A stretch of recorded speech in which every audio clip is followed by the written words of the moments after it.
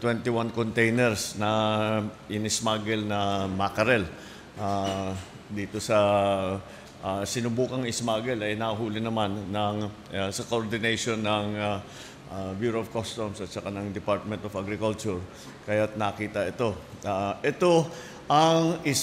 Ito na yung pinakauna na magiging kaso sa ilalim ng ating bagong Anti-Agricultural Sabotage Act na bagong batas natin para patibayin ang sanksyon sa mga sumusubok na pumasok na hindi nagbabayad ng duty, hindi nagbabayad, ini-smuggling nila yung mga agricultural goods. Sinisira ang merkado dito sa Pilipinas, pinagkikitaan ng tao, wala namang bumabalik sa gobyerno at yung dapat na ibayad sa gobyerno ay binubulsa lamang.